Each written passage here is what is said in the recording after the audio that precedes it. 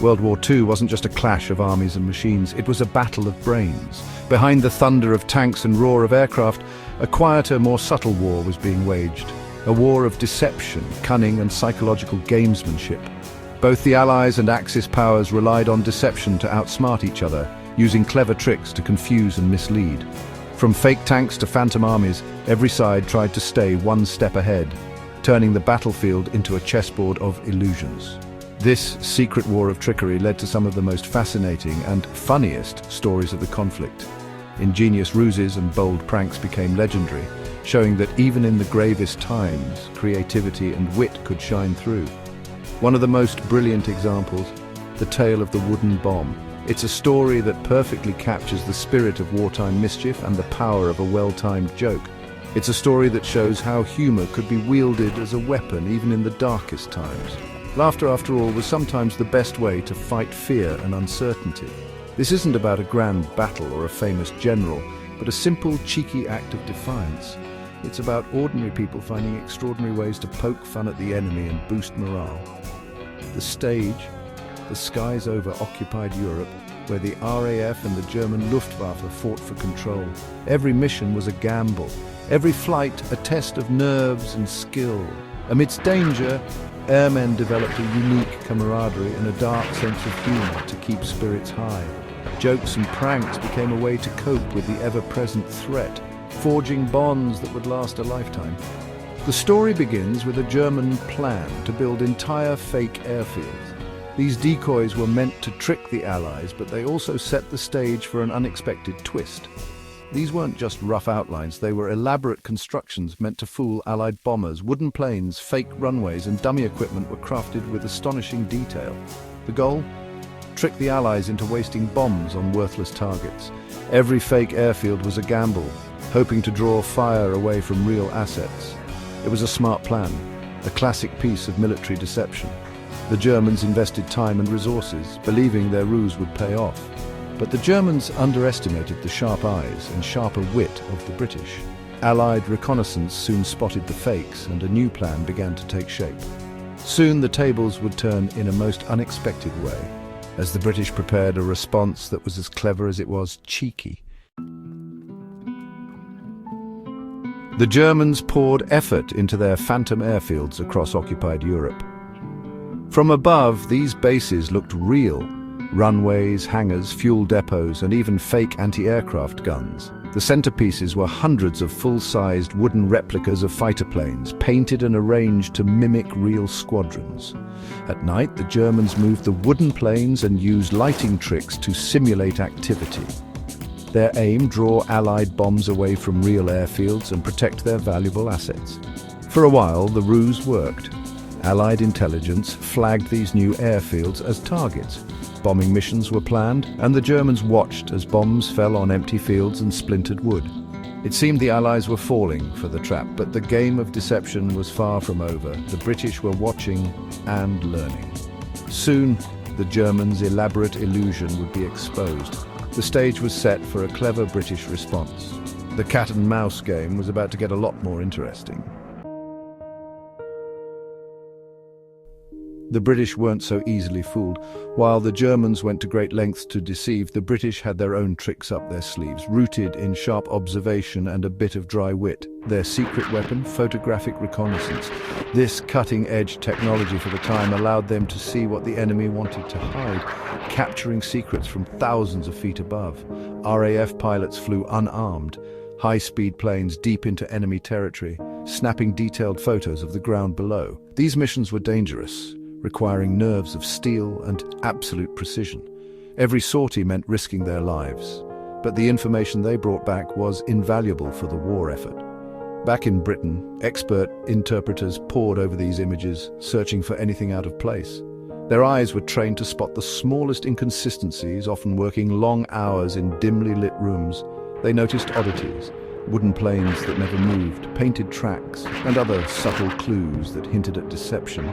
Shadows that didn't match reality gave away the ruse. The analysts became experts at reading the language of light and shadow. Real airfields were messy and bustling. These were too perfect, too static. The difference was obvious to a trained eye. The truth became clear. The Germans' airfields were fakes, elaborate decoys meant to mislead Allied bombers.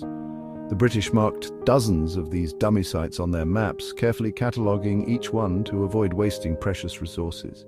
They could have simply ignored them and focused on real targets, saving time and effort for genuine threats, but some in the RAF thought the Germans' effort deserved a response.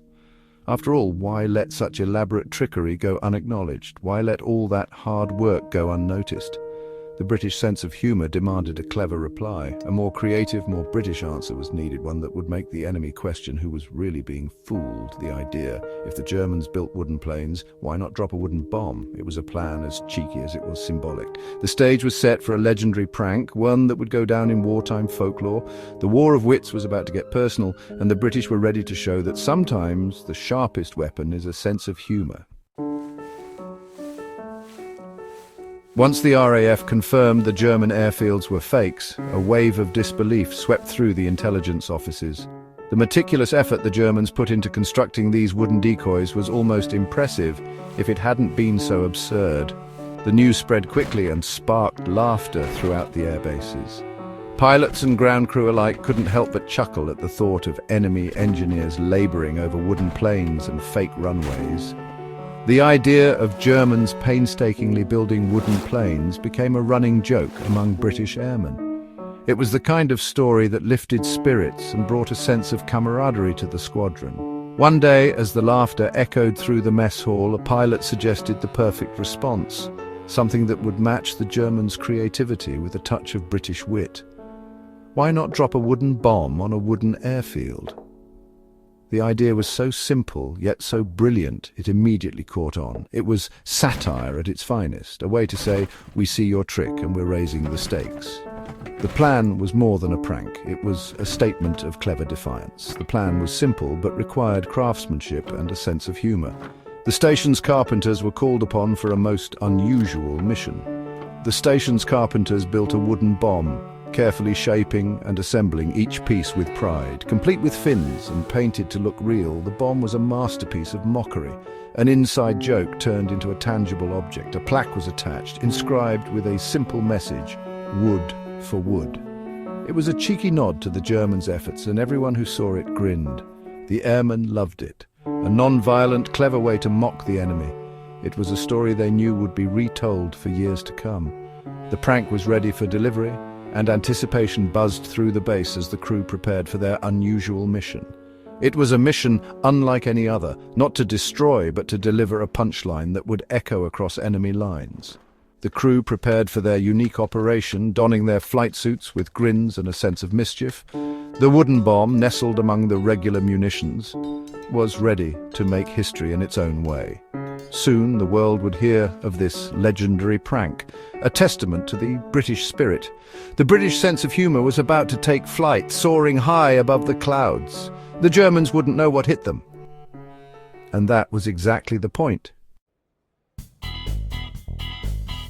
The day arrived for the special mission. The crew, buzzing with excitement, joined a larger raid to avoid suspicion. As they neared the dummy airfield, the mood was lighter than usual. This was a mission for laughs, not destruction. The bombardier lined up the target rows of wooden Messerschmitts and pristine fake runways. The bomb bay doors opened and the wooden bomb was released. It fell, whistling through the air, landing with a dull thud among the decoys. No explosion, just a message delivered. The crew imagined the confusion below as German soldiers discovered the prank. The flight home was filled with laughter and pride. They'd pulled off one of the cheekiest stunts of the war. On the ground, German soldiers were baffled. Expecting an attack, they heard only a strange thud. Investigating, they found not a bomb, but a wooden replica, complete with a plaque. Wood for wood. The realization dawned. The British knew the airfield was fake, and they were being mocked. Embarrassment and frustration swept through the ranks. All their careful work had been exposed in the most public, sarcastic way. For officers, it was a humiliating report to write, yet perhaps some soldiers saw the humor, a rare moment of absurdity in a grim war. The prank showed the enemy was human, capable of wit and audacity. The biggest impact, though, was on Allied morale. The story would soon become legend among the airmen. The wooden bomb had landed, and its message was clear. The war of wits had a new champion. The tale of the wooden bomb spread quickly through RAF bases. It was the perfect story for men facing danger daily. Funny, clever, and proof they were outsmarting the enemy. In a brutal war, moments of humor were vital for morale. The story became a symbol of Allied ingenuity and confidence in their intelligence. It reassured pilots they weren't risking their lives on fake targets. The prank humanized the war, reminding everyone that behind the machines were real people. It built camaraderie and pride, becoming a cherished piece of RAF folklore. The wooden bomb didn't destroy targets, but it lifted spirits. It was a small victory in the war of minds. Even in darkness, laughter found a way. The legend would endure long after the war. The wooden bomb was just one example of Allied deception. The Allies became masters of trickery, with the Ghost Army as a prime example. This unique US unit, made up of artists and engineers, created illusions on a massive scale. Inflatable tanks, fake artillery, and rubber trucks fooled German reconnaissance from the air. Sound trucks broadcast recordings of tanks and troops, making small units seem like entire divisions. Radio operators sent fake messages, weaving a web of false intelligence. These deceptions played a crucial role, especially before D-Day, convincing the Germans to defend the wrong locations. The Ghost Army's creativity saved lives and shaped the course of the war. From wooden bombs to inflatable armies, the Allies proved that imagination could be as powerful as firepower. The war was fought with brains as much as with bullets. Deception became a weapon in its own right. The legacy of these tricks lives on in military history. The story of the wooden bomb reminds us that World War II was also a contest of creativity. Deception saved lives, confused the enemy, and boosted morale. Even in war, people found ways to be clever and even funny. The wooden bomb was an act of defiance, striking at enemy pride and lifting Allied spirits. These stories show the human side of conflict, wit, audacity, and the power of a good joke.